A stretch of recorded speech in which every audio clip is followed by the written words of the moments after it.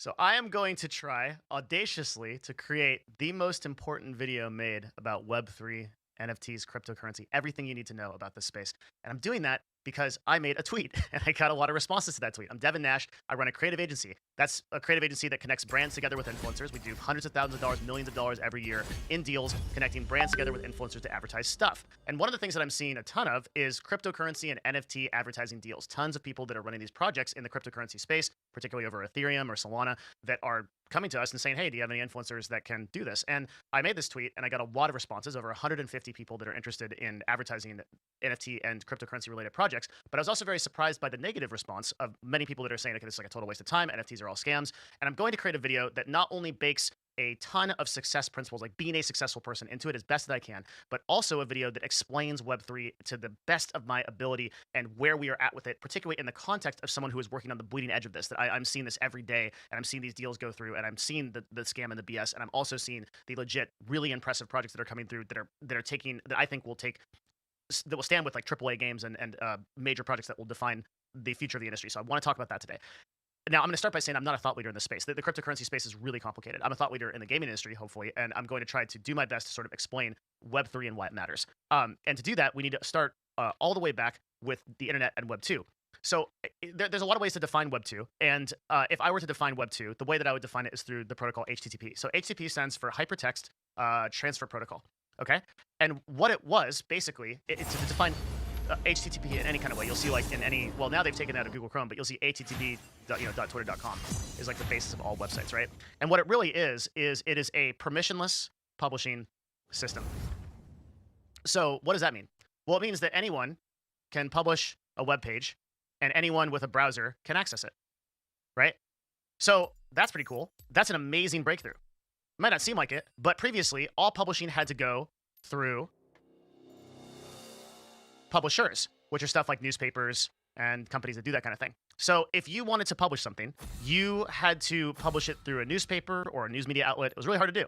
And as a result, a lot of information was gated away from people. A lot of things that could be useful to people, like commercial things, were gated away from people. Publishers kind of controlled everything. And you'll see that like newspapers and publishers and everything, they really, really hated the Web 2.0. And most of media, when the internet first came out, you can go on YouTube and look up videos of like Bill Gates getting made fun of when he was talking about the internet at first on talk shows and stuff. It's really interesting, right? As a lot of these people that were part of these establishments said, hey, like we hate this. This is never going to go anywhere. It's going to, a lot of the same things you're seeing about Web 3 today, because permissionless publishing is a really scary concept. And with anybody being able to publish something is kind of a bad idea. Not everybody's opinions are great, and not everybody's ideas are great. So we're going to get to that more later, but pay attention to that permissionless publishing system thing for now. Okay, so HTTP, the problem with it was that it doesn't contain data. All it does is a send and request to go to a browser and access it. To fix this, there was a system developed called cookies. You may have heard of them. They kind of have a nefarious connotation because they contain user IDs. Mostly now.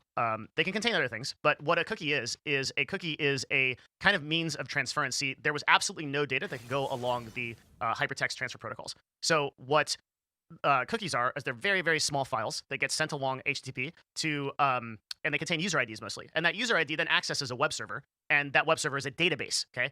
Web server database, and the cookie accesses it, tells it who you are, and then the database pulls all your information.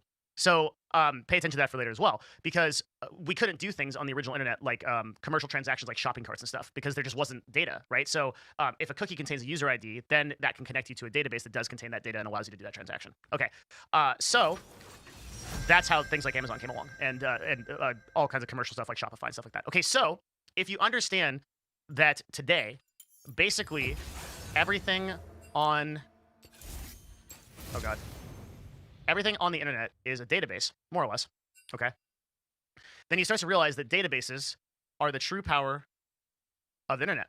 And indeed, what has happened is that if you think about any major company, those companies and their databases and the core is the core of their power. So PayPal, for example, is a database of distributed accounts. It's just information about balances that is stored in a centralized database. Facebook, it's going to be more relevant to this conversation. Facebook is a database of stored behavior patterns, of user history, of your profile, of the friends that you're connected to, right? And Facebook is a massively powerful company, and the data that they have and that database is worth millions, I would argue trillions of dollars. It is worth a unbelievable amount, an unfathomable amount of money to people like me who connect brands and influencers together and run a creative agency. I want to know who to advertise to, right? So if I know what Facebook knows, then I know that you are more likely to buy a certain product, and I can point you to that certain product, and I can get higher conversions, and it will cost me less to advertise to you because you are directly going to buy that product. That's called a conversion rate. So if I know that information, I can make lots of money, and I can control the world too, because I can also inform your political decisions, because I know what you're likely to pay attention to. I can inform your behavioral decisions, like who you're going to date or who you're going. It is an unfathomable amount of power that a database like Facebook's has, right? And then if you look at something like Google, which is also a database of, it's a combined database of the history of all searches over time, right? That has a lot of power too, because eventually Google can figure out basically any question that you're going to ask, and because it has a lot of data on you, just based on who you are, because it connects to YouTube and your browsing habits, right? I don't need to convince you probably that all these companies in Web 2 have enormous power. So that's probably a pretty straightforward thing to understand. Like even the platform that I have behind me, completely controlled by Twitter, right? That I tweeted this on has a database of information on me and all the tweets that have ever existed. Okay, so Amazon is a database of SKUs, it's a database of items, payments, and purchase histories, right? And it's enormously powerful. So these companies have built other products now, everything from tablets to computers to TVs to what have you. But at the core, the database is the thing that makes them powerful. Databases make companies powerful. Okay? So Web 2 succeeded in creating permissionless publishing. Anybody can build a web page, anybody can access it. The problem is that it didn't succeed in creating permissionless data. So data now is controlled, in today's day and age, data is controlled by massive corporations that basically that they decide entirely who gets to view that data, what they get to do with it, and who gets access to it. So when you see a Twitter feed, Twitter is deciding based on algorithms what you see, and they're deciding how you see it, and Facebook is deciding where to point you, and Google is deciding what you see as a result of you searching for something. This is permissionless.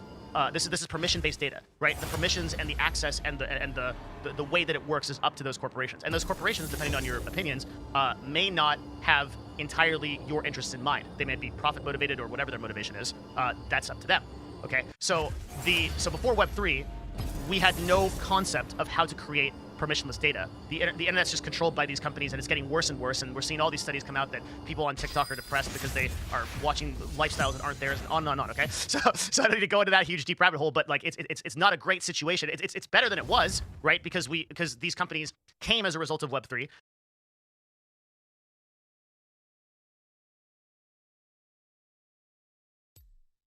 And now have built these amazing things. And I like ordering stuff to my door through Amazon through 2-day free shipping. That's neat, right? But there's problems with it. So what Web3's real innovation is, we can kind of go back to Bitcoin and the infamous anonymous Satoshi, right? The person who supposedly created it. And we can look at like what Satoshi actually did, like what it did. Pretty sure he just said blockchain would cure depression because people are like depressed on TikTok, and somehow if you decentralize TikTok, it's going to be like less addictive and less toxic, as if that's not just what the crowd is going to demand anyway, right? Like people want to see, some good ass shaking on TikTok.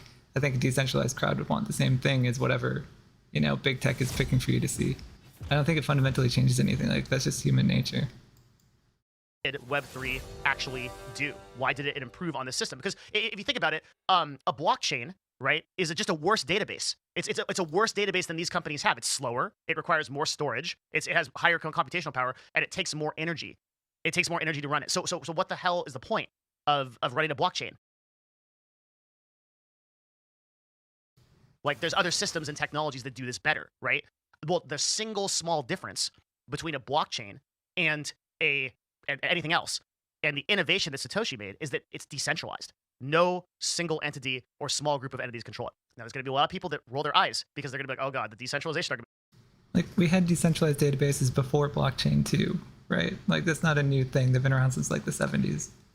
But they don't understand what decentralization is. And that's what I'm explaining. It's why I've done all the homework to kind of like go back and explain this all the way back from HTTP. What decentralization, people think that what decentralization is, oh, no government controls it. But what decentralization really is permissionless data publishing. What Satoshi actually did was he created a concept called proof of work. And proof of work means it randomizes who gets to validate that a transaction is true, okay? Which created a permissionless network that anyone can join. He keeps saying permissionless. Like, what does he mean by permissionless? Like, you don't need permission to publish a tweet, right? Or a Medium article. Nobody's like gatekeeping that. I mean, I guess you get banned if you like tweet the N-word or something. But like that's a feature, not a bug. Like I still don't get the benefits here. Or leave as a node or a miner in consensus, which allows non-custodial custodial transactions. I'll explain this in a second. Just bear with me, okay? So the innovation here is that now, instead of a centralized database making all of these decisions and deciding what you do, it's now permissionless. Anybody can do it. Anybody can put data on there. Anybody can move that data around, and it's all public and it's all on the ledger. And anybody can join or leave it, and there is nobody that really controls who can see that or what can be seen or who can be seen or what cannot be seen or whatever. So in a centralized system, a truly centralized system like Facebook, right? Transparency goes out of the window because there's no guarantee that there's no guarantee of anything, right? There's no guarantee that anything is publicly viewable. Like you can't see what's going on in that database, and records of transactions can be altered or can be changed or anything can be changed. I mean, like Facebook literally controls all of it. But if and even if Facebook put that stuff out there publicly, you couldn't confirm that it would be manipulated or not. But in a permissionless system that is all public, you can confirm all of those things. So with something like Bitcoin, there are many different things that you get, right? And Bitcoin is just the very edge of like the very tip of this iceberg, right? This is like the very beginning of Web3. You can liken this to like the Wright brothers like first plane, right? And now we're flying around in 757s with like 3 stories on them and really great first class benefits. So I hear there's not enough subscribers on my YouTube channel to make me experience that. So please hit the subscribe button if you like this so far. Okay, so you get transparency, right? Because both in the code itself and which is a really important concept, and in the ledger, right? That's publicly viewable by anybody with an internet connection. You also get total immutability, right? That transactions can't be altered. Okay, and you get security because nobody can come tell you you can't do something, right? Like a government can restrict your access to it via the internet, but they can't. It's funny, it's like these are the things blockchain gives you, yeah, but now he's like, oh, well, this is what's different about blockchain, therefore they must be better. Like they're just kind of differences, right? They're not better until there's like a use, that makes them better. Like go into it itself. Like immutability is actually not great, especially if you're trying to like hide transactions or, like any kind of privacy. Like you can't buy a gift for your wife if she knows your public key. I guess you just generate a new one and keep an extra hardware wallet or something, but that's a lot of overhead people want to go through. So then what do? They get a middleman like a bank to manage their crypto for them. Then you're just back to square one, right? Like if you want convenience, you're going to have centralization, right? Like, or take your private cold storage key that you have, under your mattress somewhere that they don't know about, and take your money. Whereas, in the government can absolutely take your money, and will if they want to. Like the IRS, like if you don't pay your taxes, the IRS will withdraw money from your bank account, right? Now, the government can still control this process through there it is. The US, it's always about tax evasion. Fairly recently classifying cryptocurrencies as security. If you're not a freaking crypto anarchist, then there's no use case.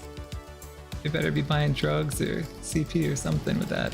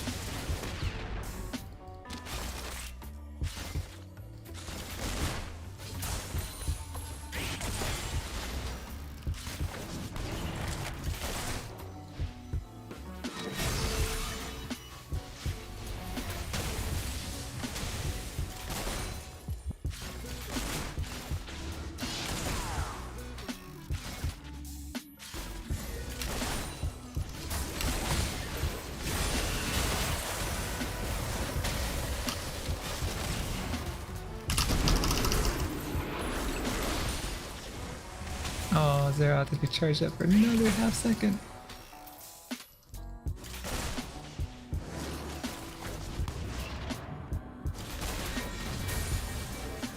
Okay. think Kindred meant to put that on me. Xerath. Probably just deterrent anyway.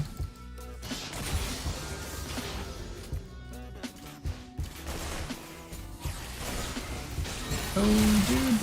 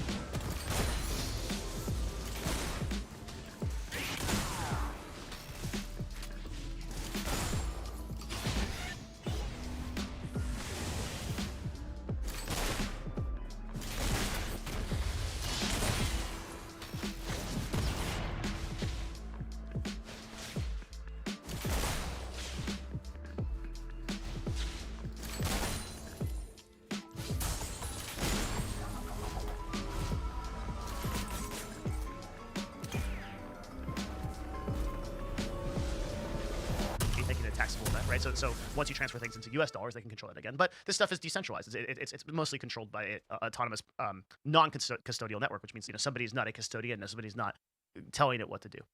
So people think that true decentralization means like you're away from any form of control. A lot of people have pointed out that some of the problem with the current iterations of like Web3 is that a lot of it is VC backed, and a lot of these VCs own a lot of these nodes, right? So they think that these decentralized networks are actually centralized because a lot of these VCs own these nodes. But that kind of decentralization is just defined by network topologies. We're getting a little bit complex here, but like things like Bitcoin and use the word Ethereum topology. We're getting complex. Slow it down there, buddy. The number of validators and stakers that come onto the networks automatically decentralized over time. It just becomes more distributed because more money goes into it. So there's true, a lot though? of debate. Is that true that when more money flows in, it becomes more decentralized? Like, is that how the regular economic system has worked? It's the opposite, right? More money comes in, it tends to flow up to the top and becomes centralized. I don't know why it would be any different for crypto, especially because you're not starting at square one, right? Who gets to start with the most crypto to stake, right? The big banks. Like if Goldman has a staking pool guarantee, they're like way bigger than the like other guys out there. Go into that. But regardless, cryptocurrency is often criticized for not being truly decentralized, but that doesn't matter because for all extensive purposes, it gives power back to the users. I'm gonna like bring this back around. We've not spent really the last, decentralized, like, 4 minutes but being hey, it doesn't matter. Probably lost half of you, but The future, I want not a bug. to like circle this around to like why this actually ultimately matters. Okay, so like all an NFT is, right, is a link to a place on a public ledger like Ethereum or for short, or like Solana. So he's like, oh look, crypto has all these like features, right? And then like he's like, oh, there's some problems. The problems are actually features too. It's nothing but good stuff. Like you can have some pros and cons. That says yes, you own this. So it's an immutable link to a place that says, yep, you own that Bored Ape. And you own that stupid picture of an ape, you own that stupid wiggly worm, or you own this MTX that was created by a game. You own it, right? It's yours. And it's immutable yours, it's transparently yours, everybody can see that. I'm sorry, dude. And then everybody goes, I've got okay, Flash well, in like 3. here, right? Like, that's all it is. That's all an NFT is. It's just a link to a place that says, yes, you own a digital good, okay? But therein is the actual magic of it, right? The individual and the person can decide what that price is and do a transaction for it outside of any oversight or platform telling you that you can or can't do it, or how much. Isn't that just Craigslist where people come up with prices for stuff and do the transaction without any middleman? Like, I don't get it. It costs or all sorts of other things. So previously, when you bought an MTX in a game, it's that game publisher that owns that MTX actually, and they sell it to you, and then if they want to take it away from you or shut it down, they can do that. But in an open marketplace, you still own the idea and the value of that. And both of these things are the same product, right? That's something that is hard for people to understand. Oh my gosh, they're all so weak.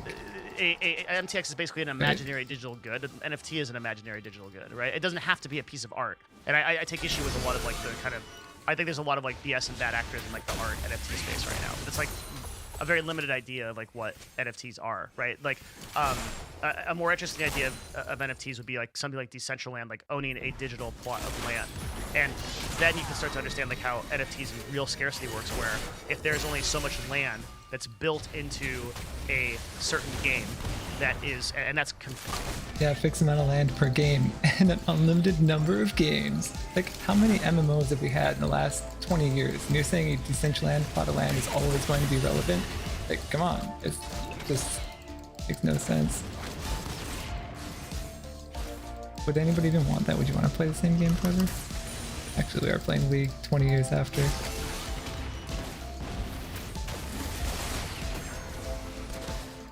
Good try, Xerath.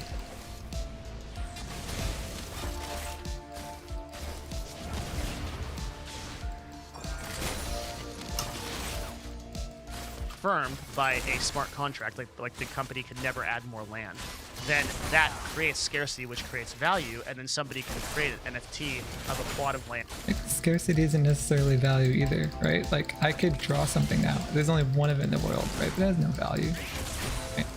Value isn't just scarcity. It's like correlated with scarcity, right? But it still has to be something like there's one Mona Lisa, right? But why is it valuable? Because he was a great artist, and he only made one of that. But like, lots of artists only make one painting, and they're not worth anything. So if you tell me like Bored Ape should be valuable just because there's not many of it, no, the art's garbage. There's no like reputation behind the artist.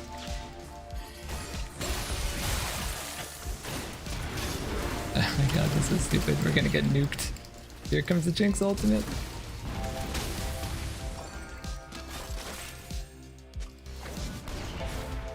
Oh, can't believe she didn't use it. I can't ult her, she'll just ult me. And Kindred's gonna be coming down for that. And probably try to hop use her ult to finish us off.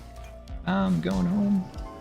And another NFT for the house, another NFT for the couches and all of the things in it, and then that can be valuable.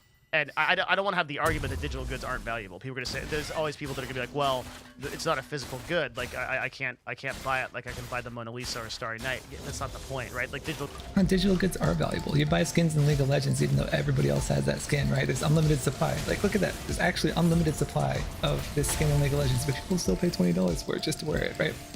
So we already have all the benefits NFTs are claiming to have without a blockchain at all.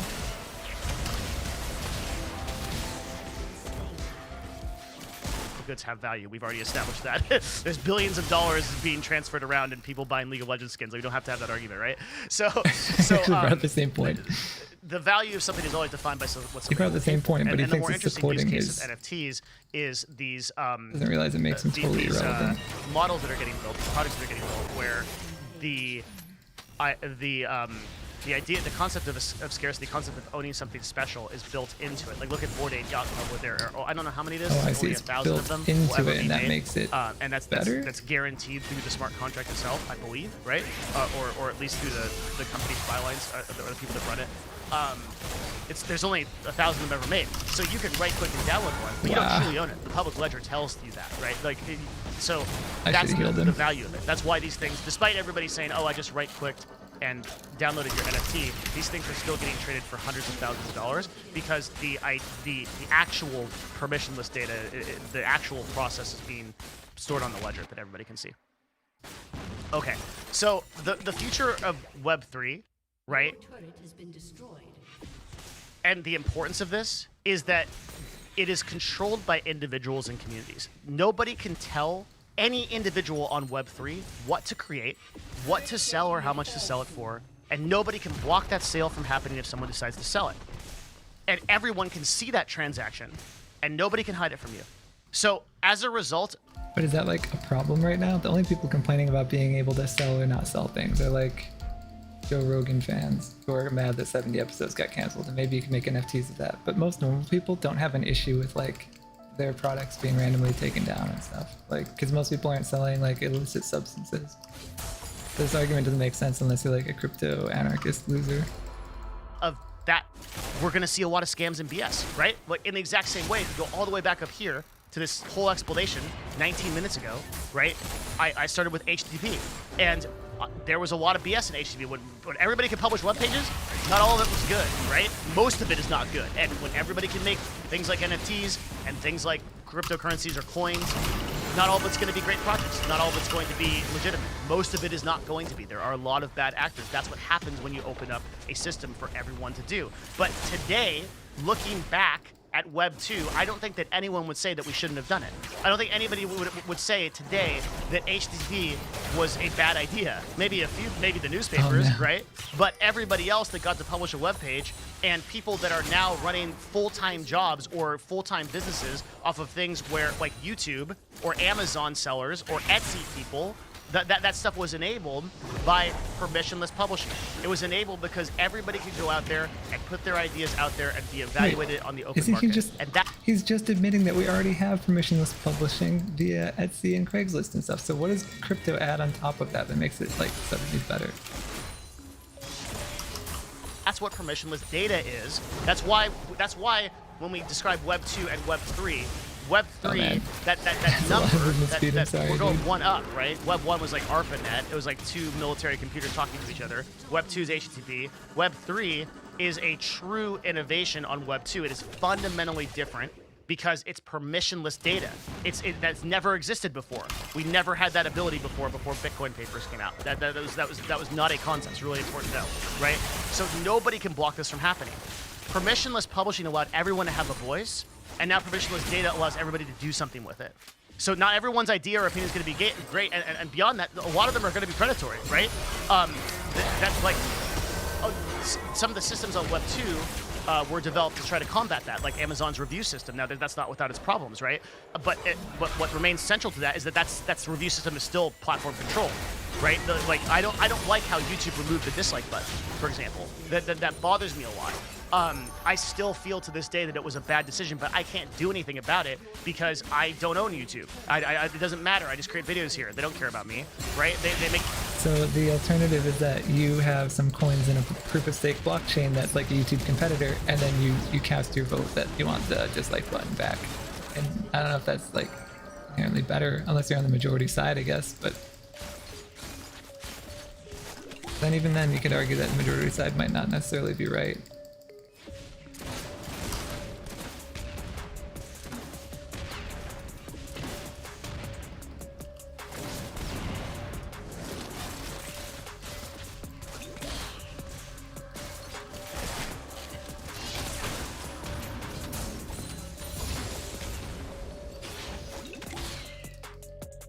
Decisions on their own idea of what is best, okay? And that's not always good.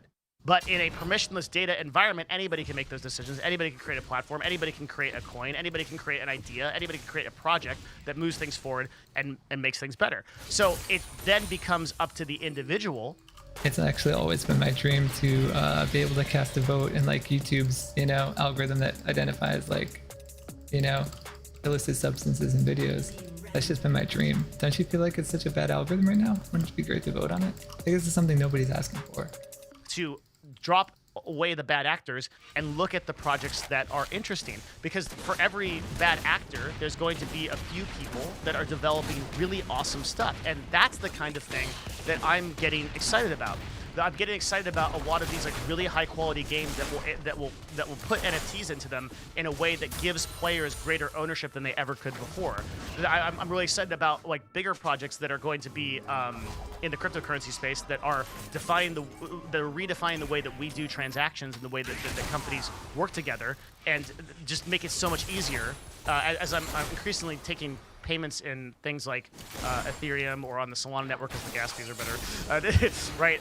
I'm seeing like the ease of use of doing this and not having to go through banks and things like that. You have to be in it, so one of the reasons why it's so hard. So these are the kind of projects that these really innovative projects that people are working on that I think are going to come to define Web3. Like I'm really excited about certain play to earn opportunities I mentioned before, like Axie Infinity. That's like a really cool opportunity that we're seeing in Southeast Asia. People who have phones, but they have like regular construction jobs, are getting $12 to $15 a day, which when translated into their currency is significant, and is like people in the Philippines and Southeast Asia that are making income as a result of playing video games. That's a concept we couldn't do 5 or 10 years ago. It's super exciting, but like if you just look at I'm pretty sure, wow, that was a good luck salt. Pretty sure we could do that because weren't people already farming WoW gold and RuneScape gold in like third world countries for like money?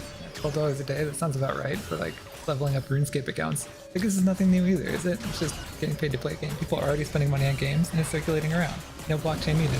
Tease as like the base idea of like a wiggly worm art that's selling for $200,000. Like of course, like if you just define something by its bad faith actors, like if you define something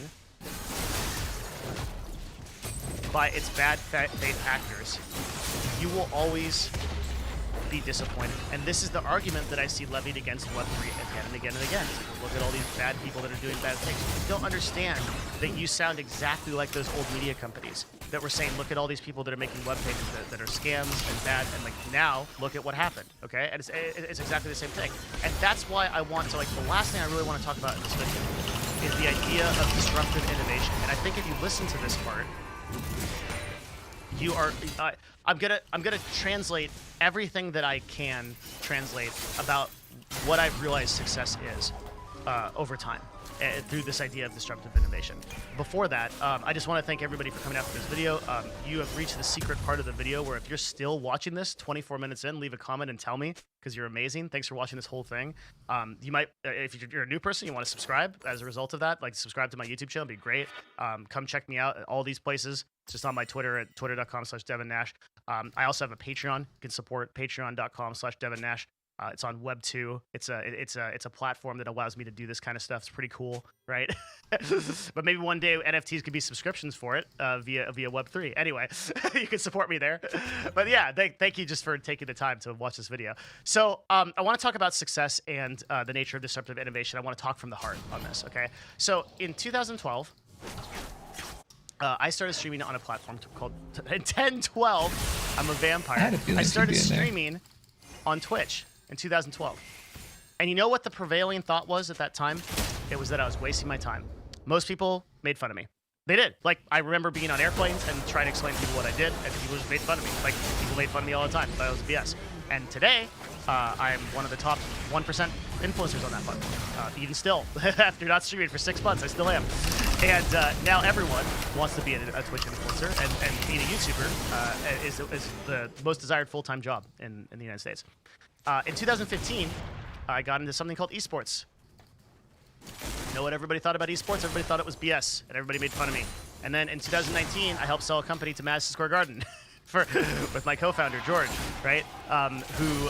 We sold CLG, okay? And so I've started to see that what success really is and why it leaves people behind is creating value and innovation where most people don't think to do it or think it's not there. Like, why is it that I think about this so often. It's like, why is it that people don't become successful? That such a low percentage of people become successful. And then I go to my Twitter and I look at the replies to me not even making a statement about Web3 or its efficacy, just a statement about my creative agency looking for influencers. And the number of negative responses, the number of people that just say that I'm a scammer, that I'm just looking to make a quick buck, despite the fact that I have built the equity of all of my videos and all of the work that I have done in this space, and there's been no claim or credible claim laid against me of any kind of scam or BS or anything like that. And there never will be, by the way. Like, despite that, people all just calling BS on this, and I've realized that that in my life, almost all of the times that I've been most successful, so like when I built a big stream or when I got into esports, it was during a time where the prevailing opinion of the public was that I was wasting my time and failing.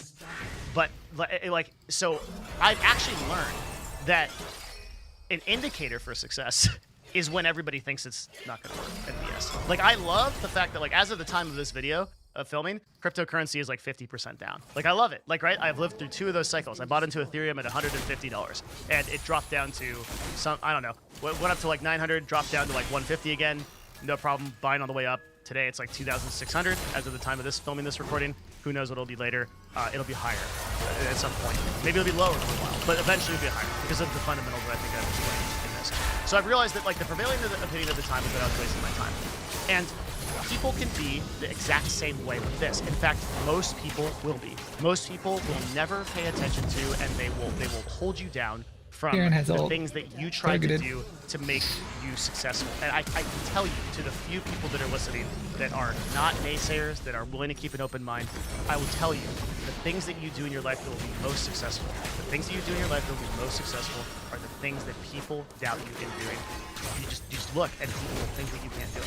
And I think as he complains about comments about, you know, it being a scam and stuff, I don't think like the internet ever had that kind of plethora of scams, right? Like there were companies that went bust because of, like, value statement didn't play out, but they weren't just straight up like, you know, Ponzi schemes and stuff like you see in crypto, where like I think there's probably more Ponzi schemes than not in crypto because the internet was a totally new thing. He's saying, oh, I started like a competitive gaming. He's saying, you know, everyone now wants to be a streamer. That wasn't possible before the internet. Okay, now tell me what things crypto makes possible, because all he's said in this entire video is different versions of what we already have, right? Like, oh, it's, you know, it's YouTube, but it's decentralized and stuff. Like, I don't see the use of that.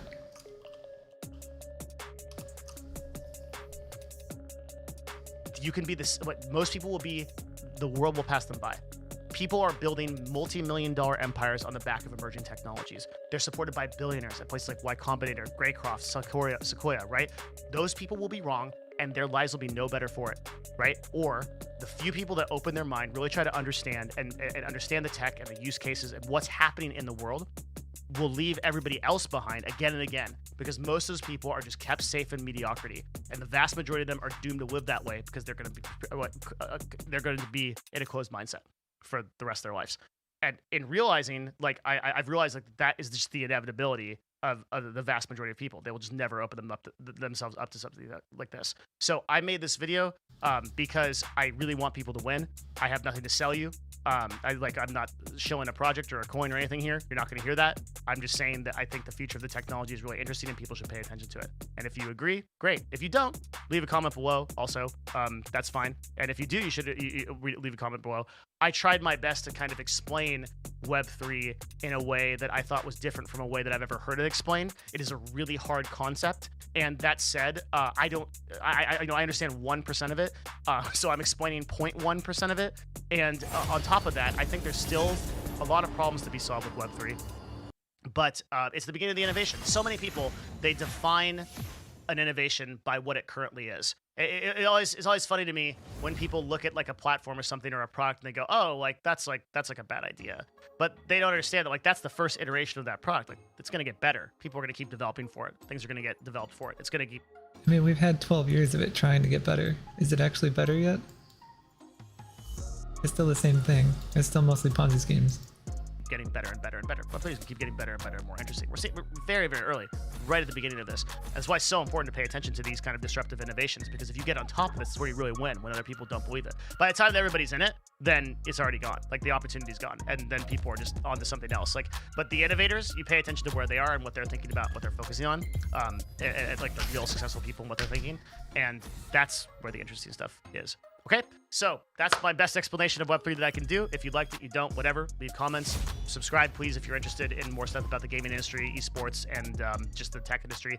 I cover a lot of stuff like that. Appreciate it. Thanks. See you again soon. Bye.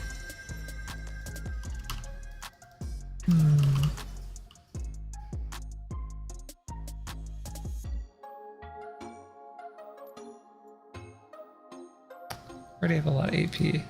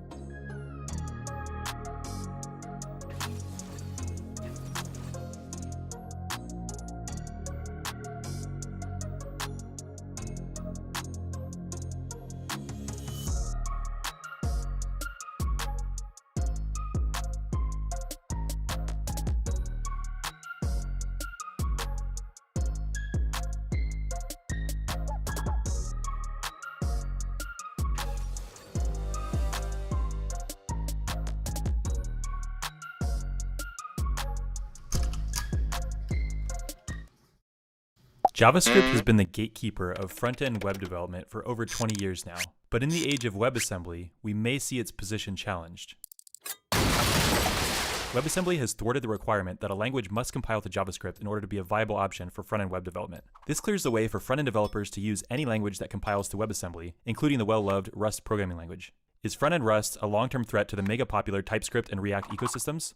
A framework called Vue is currently the most popular Rust equivalent of the React framework, and it's already gained a fairly large following on GitHub. Let's quickly look at how to build a simple web front end using Vue.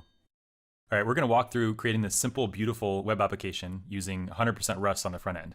Now, it's just a simple application that just has a +1 button that increments a counter, but it's going to demonstrate how easy it is to build front-end applications using Rust, and also how similar they are to React applications. The first thing we're going to do is use Cargo to install a crate called Trunk. And Trunk is a crate that helps us build and package WebAssembly applications. So to do that, we're just going to do Cargo install Trunk. And you can see I already have it, so it didn't do anything. Then the next thing we're going to do is add WebAssembly as a compilation target to Rust. So we're going to do rust up, target add, wasm32, unknown, unknown. Okay, and same thing, I already have it added, so it didn't do anything. Then we're going to create our package. So we're going to do cargo new Rust front end, and we're going to cd into that directory, and now we're going to open that directory up in our IDE. So once we have that open in our IDE, the first thing we're going to do is add the U dependency to the TOML file. So under dependencies, we're just going to do U equals, and then caret 0.19. So that's going to take any minor revision of 0.19.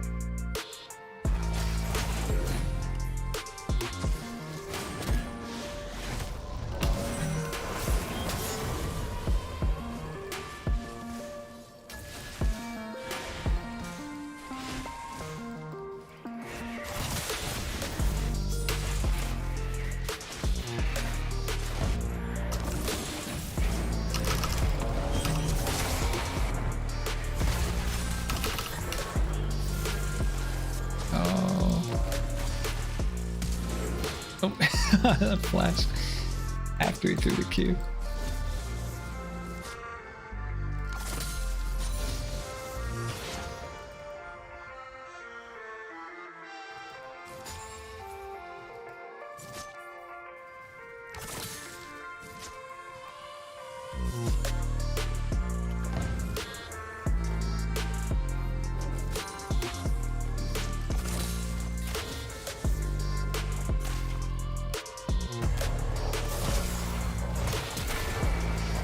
I think he still has Ignite. I don't think he's done. Wait.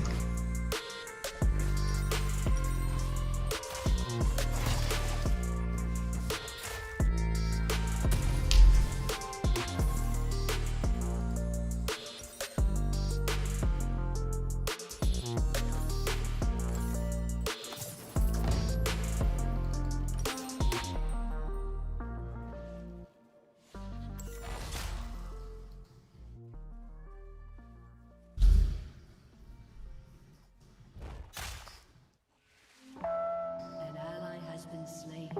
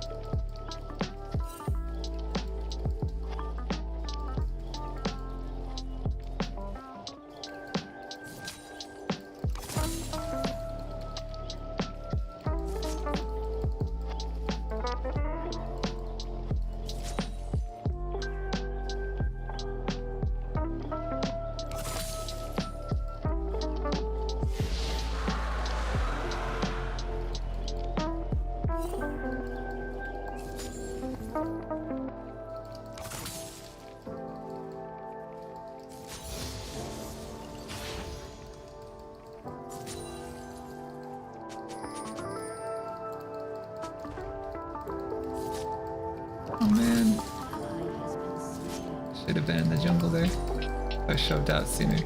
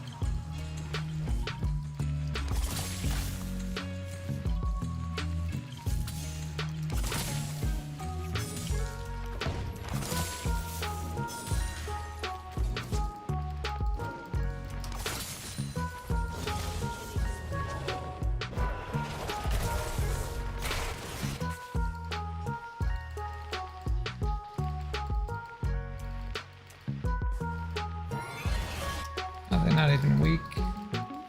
Mid's missing. Don't know where.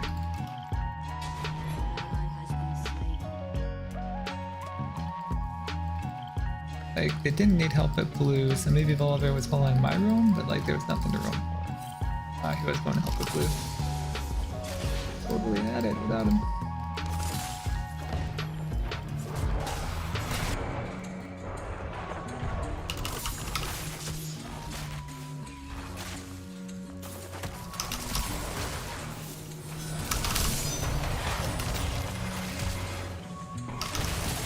Oh no. Lee, if you jumped to me for the shield. Oh well. Because if you jumped to me, you could have queued after. And probably landed it.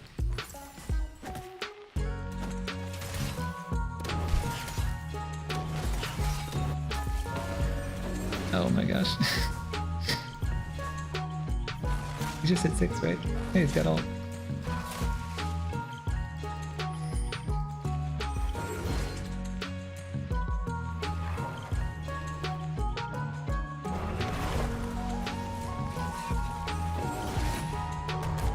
Kick to him and then ult, dude. What are you doing? Oh my god, ult! You can ult mid Q. Oof.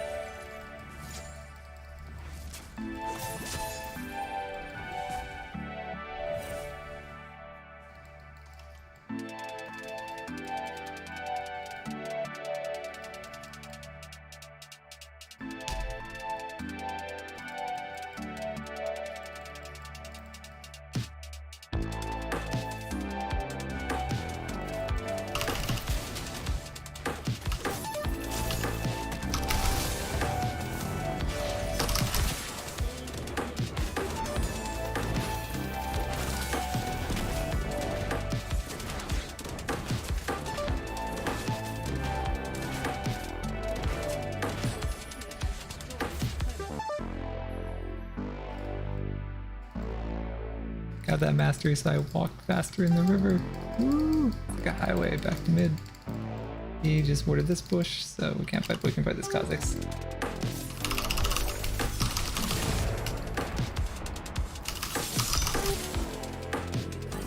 Walked right in that, and he's 3-1. What the heck? Free dragon. Well, he's gonna come try to turn our opposite. Be nice if we had already carried. At least they're not coming to help us. Might die here. Kick to me! Oh.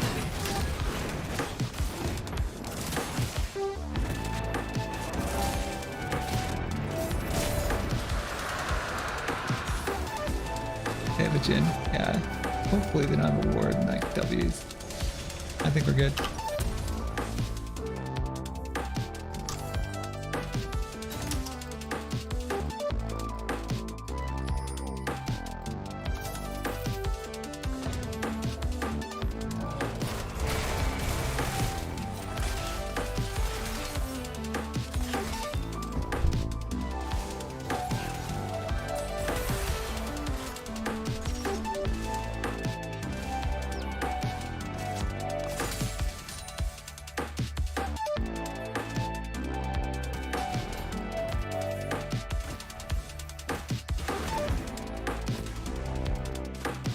I think he's gonna jump over this wall.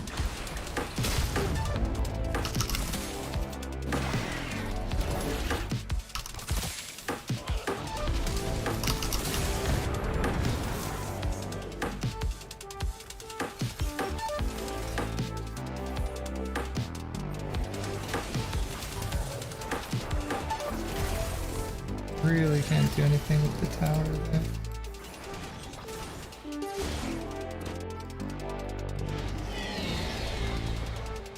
Best we can do is kill Kha'Zix on the way to his blue.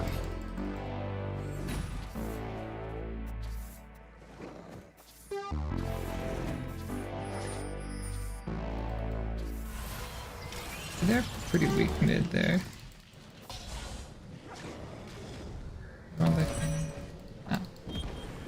Jig is up. Oh, he's just coming as well. Be nice to see his jump first, of course. I'm not gonna flash for the 0-5 Jhin. Not worth the money. I think he's going to gank top mid. Oh my gosh, that would be. We gotta hurry though. Oh boy needs help.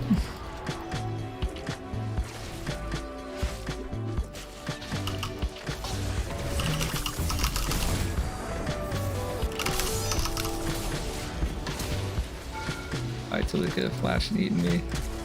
Ah! No! I didn't think Jin would be wiped up. Oh, are they lane trading? No. Let's work out.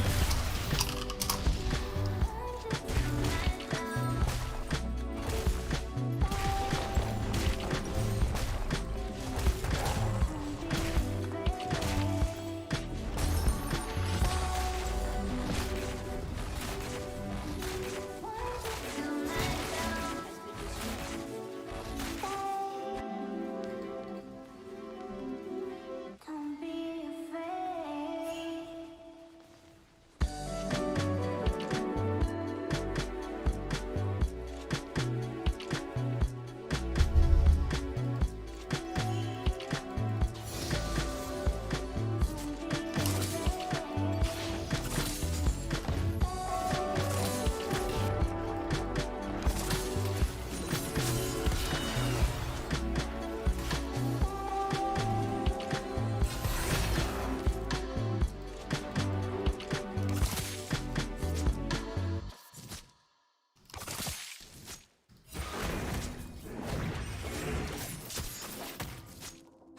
Oh no, dude.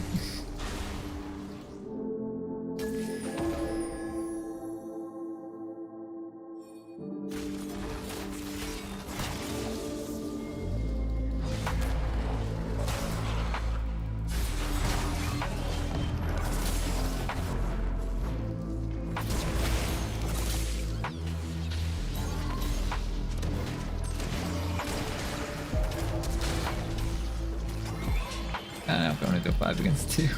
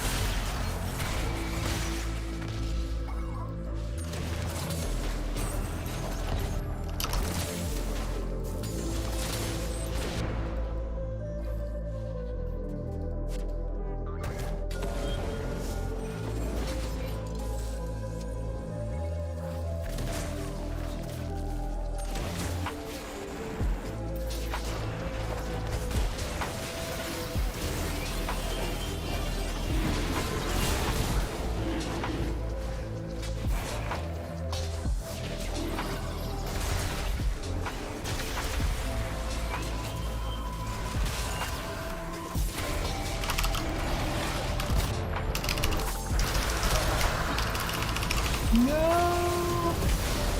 Nice Trist. Got at least 1 or 2. Maybe get 3. Kha'Zix doesn't jump for a bit. Oh, why'd you flash into the Kha'Zix? Oh god. He still had ult too. I jumped into melee range of the Kha'Zix. Nobody knows.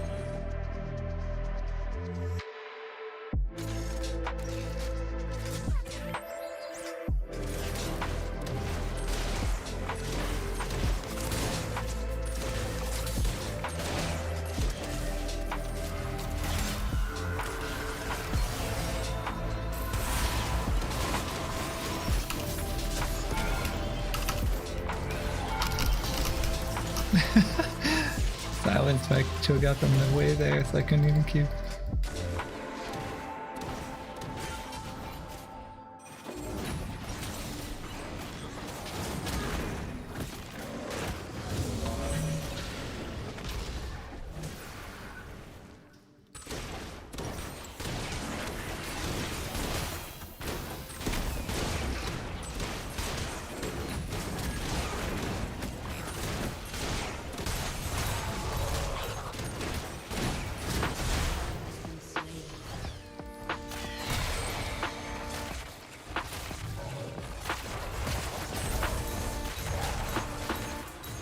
Even worth ulting for volley there.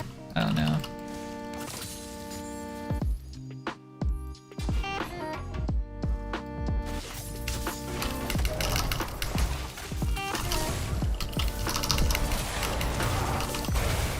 Oh, should have flashed.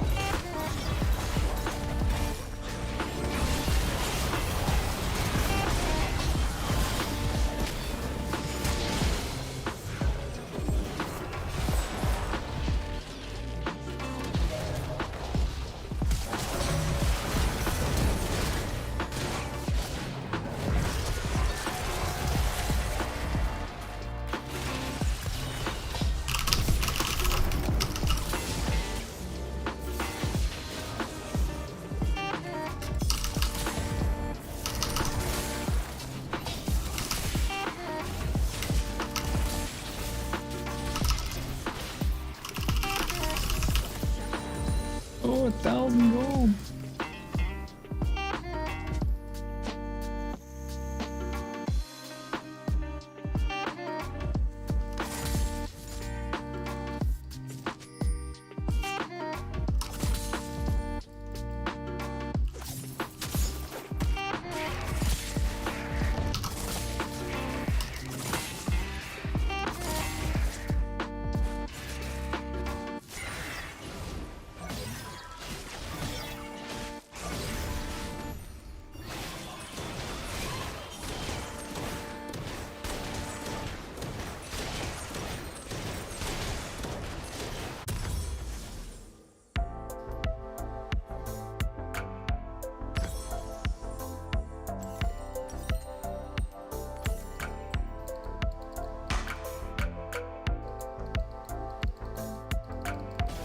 Drag's more important than top tower.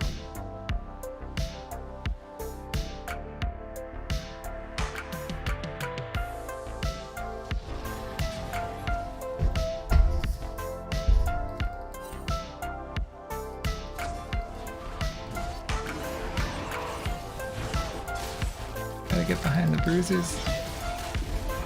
A few squishes back there.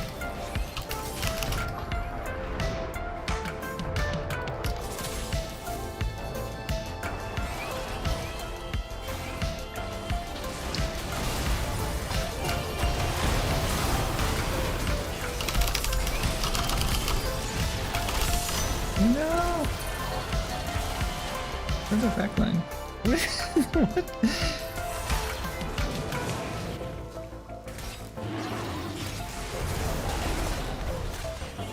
Yeah, good luck, man.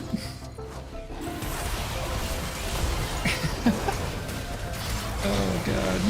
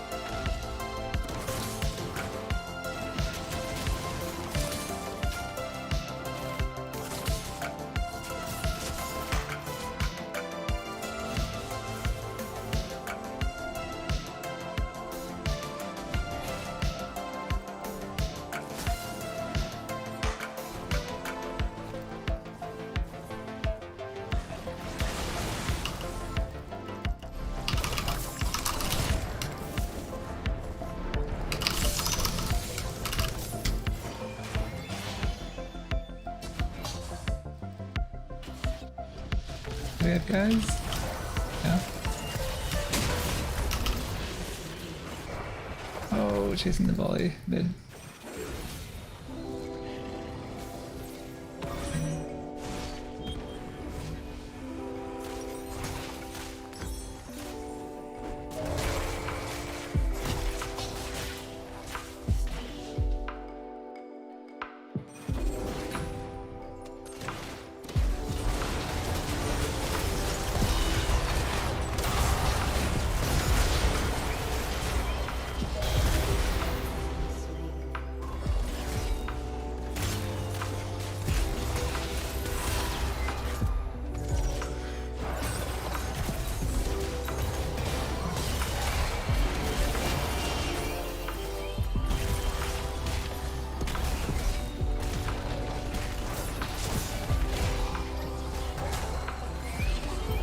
did see Sona ult come out.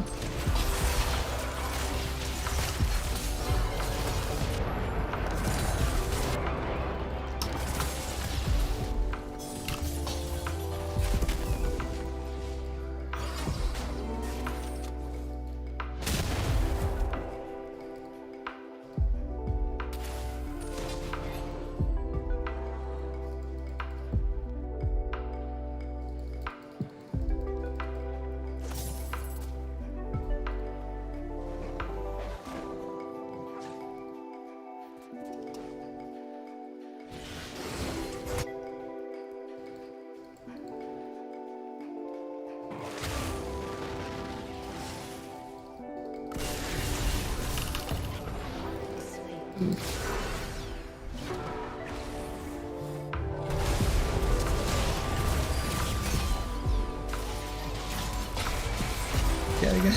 Oh, he's just trolling.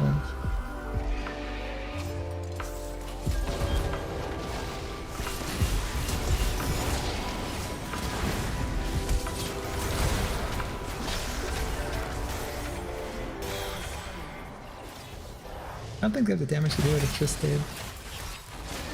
They lost the jungler. And Jin's not on it.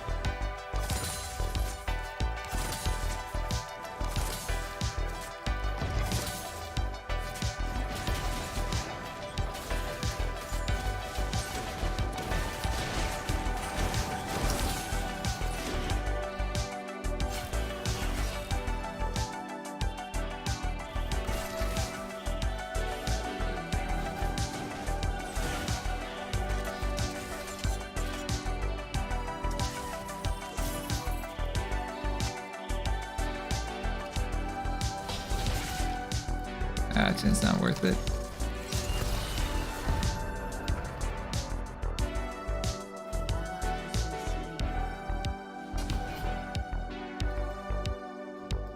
Where are they dying?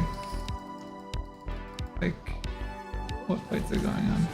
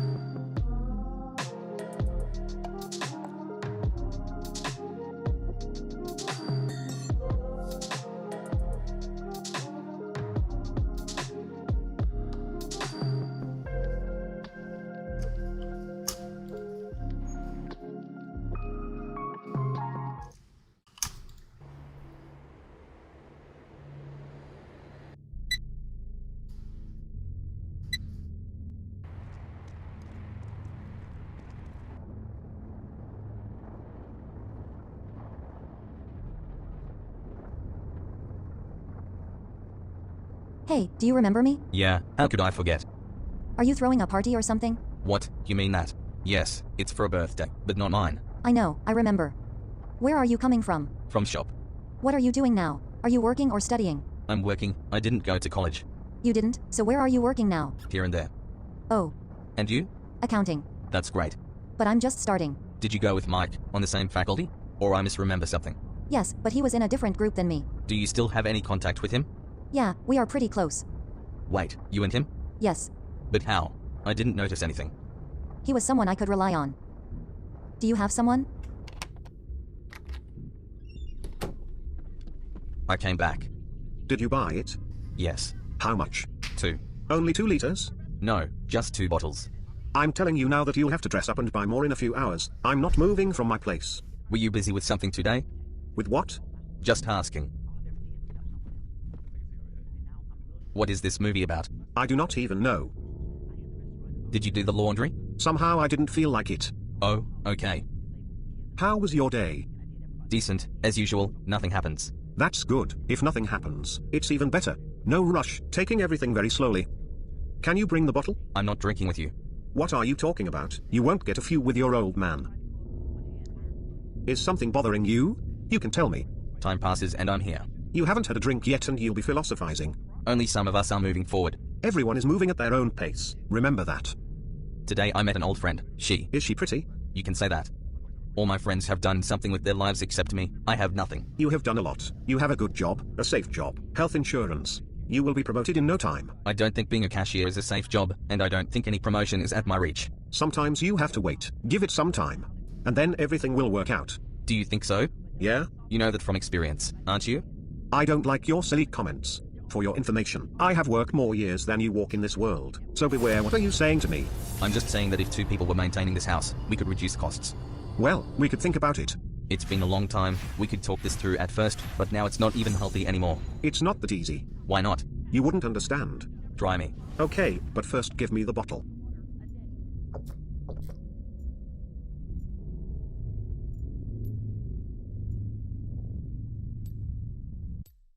This is just depressing.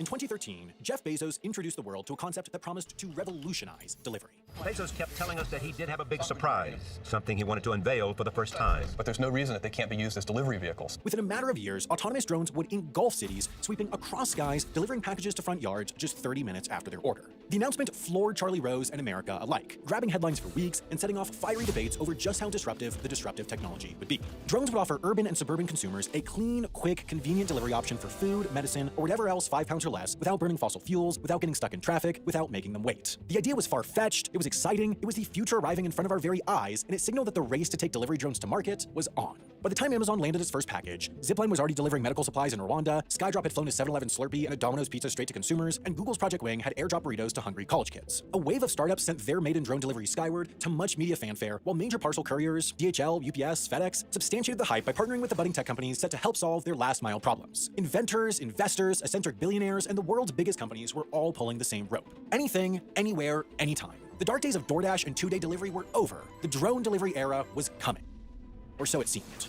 It's now 2022, and save for the smallest fraction of a percent of people, it's not automated drones dropping off your small packages and food orders. Pizzas aren't falling from the sky, they're showing up in the hands of a high schooler. Burritos aren't delicately dropped on your lawn from above, they're left on your doorstep by a hustling gig worker. Your Amazon order won't show up in 30 minutes, it probably won't even show up same day. The world 60 Minutes introduced in 2013, the world that felt closer and closer to reality with every inaugural delivery, just isn't here.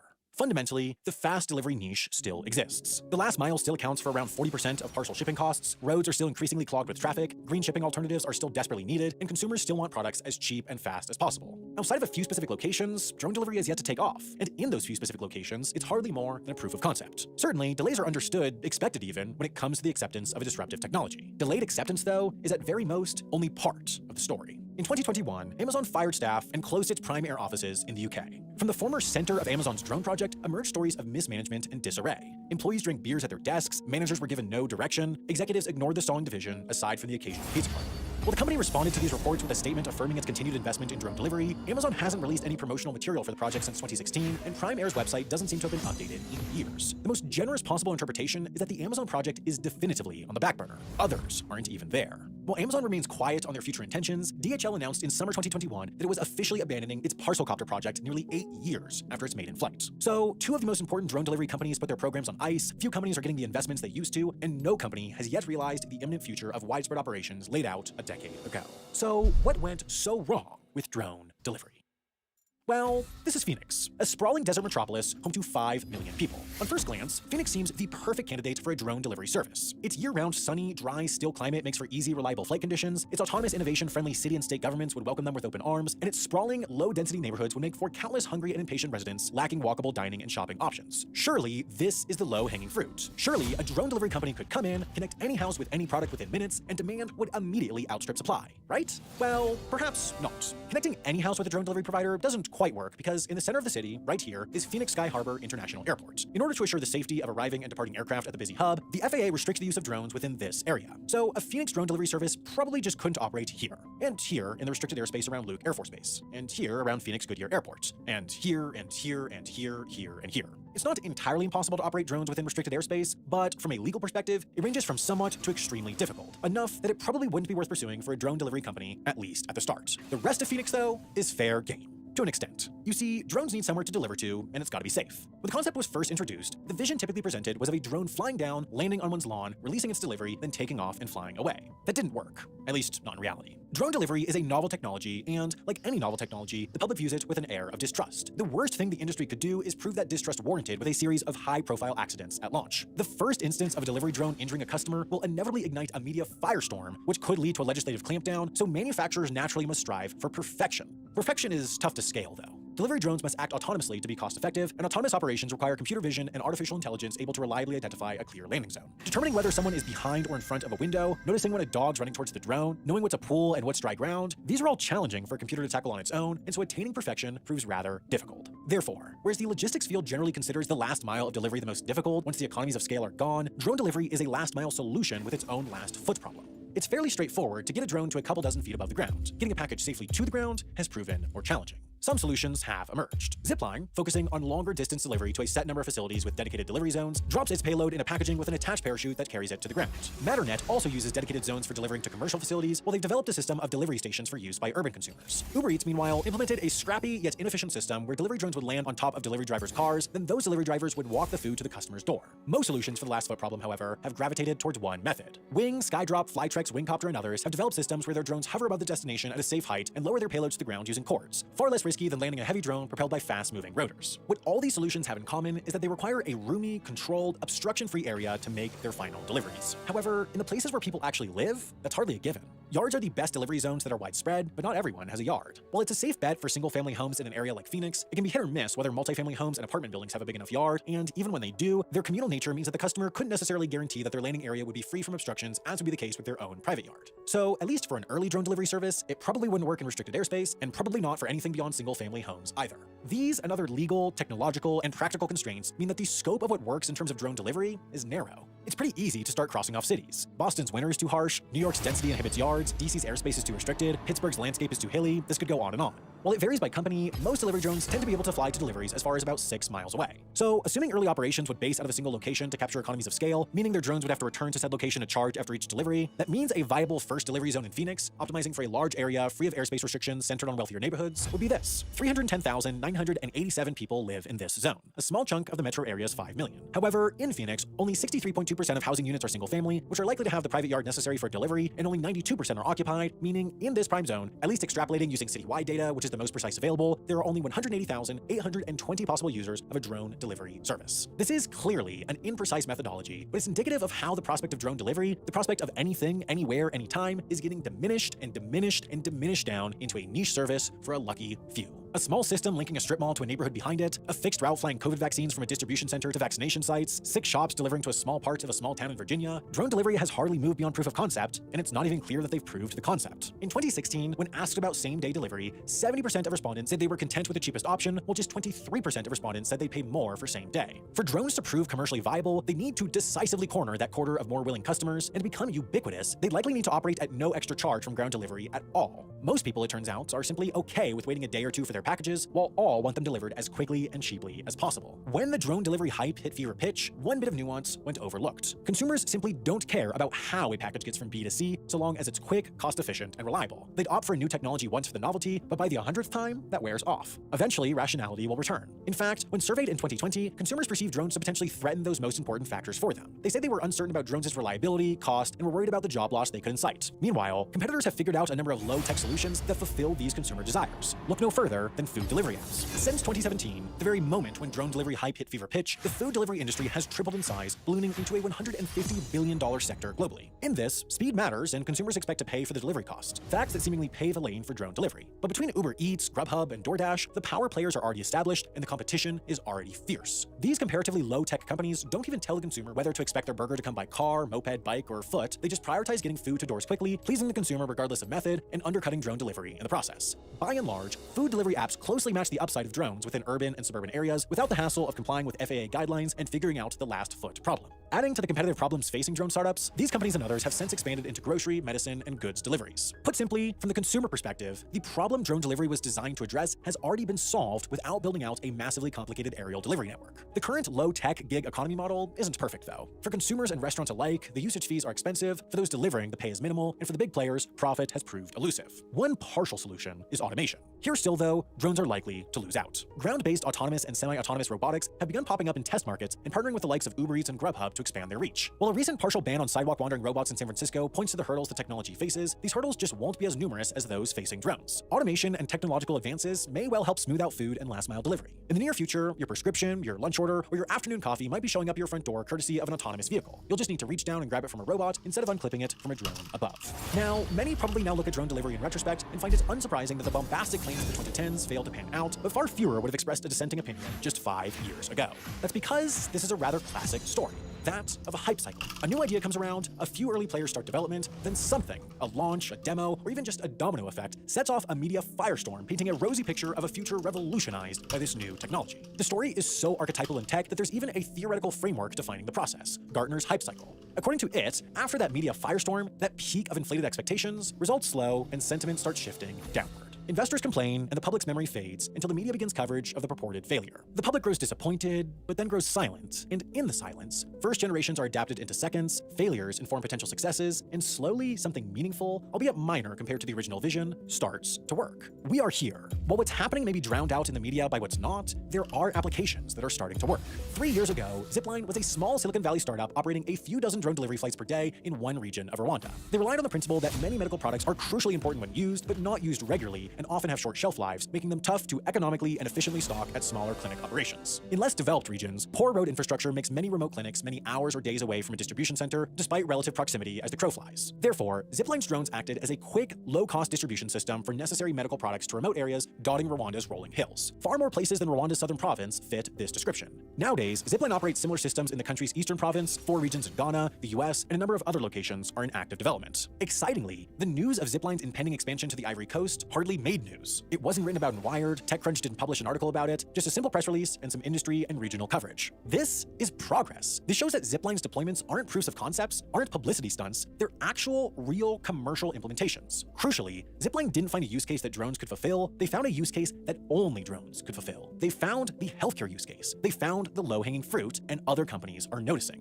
Matternet and Wingcopter are now placing heavy emphasis on their medical potential as well. As the early use case matures, cost will come down, acceptance will rise, and innovators will find more uses that only the novel technology can fulfill. Once one becomes clear, more must be possible. Eventually, everything will creep closer to that idealistic vision first presented at the peak of the hype, and then, just slightly delayed behind expectations, the new technology will finally have actually changed the world.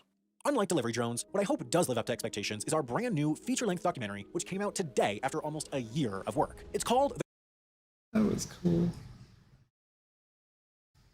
When I was growing up in the suburbs, one of my favorite activities was to run around in my backyard as my friend John tried to shoot me in the head with a BB gun. Now, I don't want you to worry because we did switch places every couple of shots to make it fair, and obviously neither of us is blind because we could never shoot for shit. Now, I tell you this not to indict anyone's parents, but to demonstrate the kind of thing that you do when you don't have a car in the suburbs and you're a 40-minute walk from the nearest business, which, as it happens, is a dry cleaners. And I know it's not exactly a hot take to say the suburbs are boring, but in the next 30 years, America's population is projected to expand by 100 million. And if we try to spread those people, if we try to spread all those people into suburbs, that means turning millions of acres of this and this into this. Well, there's an easy solution. We'll just also build things like apartments and townhouses and high-rises and duplexes and high-density housing for people who want it. And that would be the right answer, except for the fact that it's literally illegal to build anything but a single-family detached house in the majority of America. We don't build low-density, low-efficiency housing because America prefers it. We build them because housing developers are forced to because of a thing called single-family zoning. And yes, I'm asking you to watch a video about zoning, but don't worry because it's only like, holy shit, why is it so long? Why, just make it shorter. What if we, okay, whatever. I'm gonna make this good because it's gonna take me like 80 hours to edit it. And if I wanted to waste 80 hours of my life watching some unfathomably boring shit, I would just watch As the American population expands and we're simultaneously trying to avoid being burned to the ground by climate change, we've got to be smarter about how we do housing. As countless studies show, higher density housing lowers our emissions, reduces traffic, increases access to services, the list goes on. But due to a bunch of old laws written by a handful of dead rich dudes, some of whom were racist by the way, housing developers aren't free to build anything except for single-family detached houses, which means suburbs. And that means paving thousands of miles of new roads to McMansion-y housing developments, which means everyone will need a car, which means everyone needs more gas, and so on and so forth times 100 million. And there's an easy solution, and you can even help maybe? And speaking of help, I have enlisted the help of a personal hero of mine, city planning genius, Jason from the YouTube channel Not Just Bikes. Hey, I'm Jason from Not That Just... was Jason from, fudge. Bikes. That was Jason from Not Just Bikes. He's the brains, I'm the me, and me am Raleigh Williams, climate science and policy master's degree recipient, and a guy with the second lowest belt in Taekwondo, so watch yourself. And this is the story of how the suburbs are bleeding America dry, featuring Not Just Bikes. Welcome to Climate Town.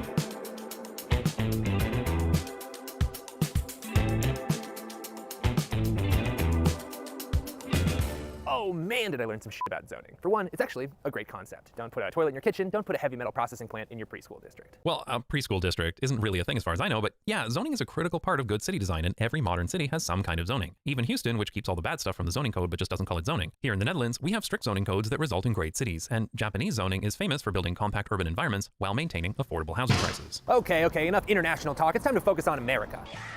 In the mid-1800s, or sepia times, factories started popping up in early American cities to crank out things like textiles and barrels and lung disease. Workers moved in nearby because the only way to get to work in those days was to either walk or... that was it, actually. You could walk or you could just die there in the street. Either way, let's get...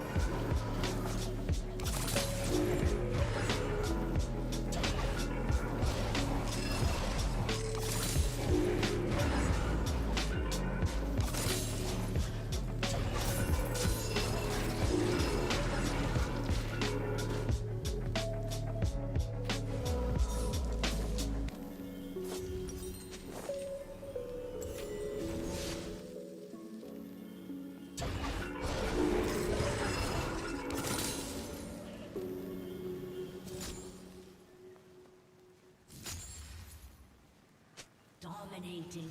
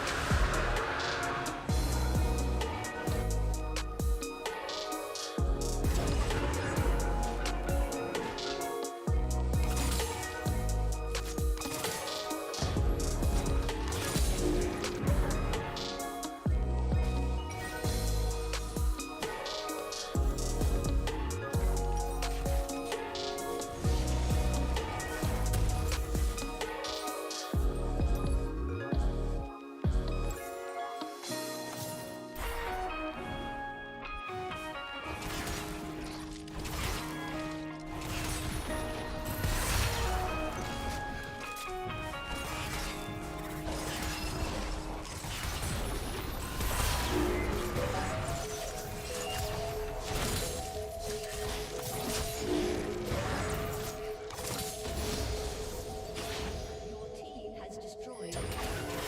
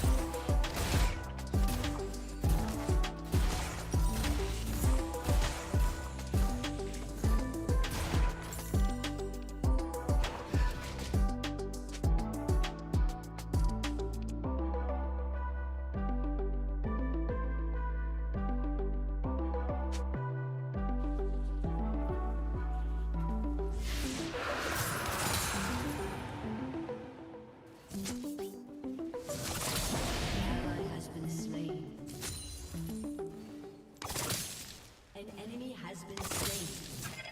An enemy has been slain. Double kill.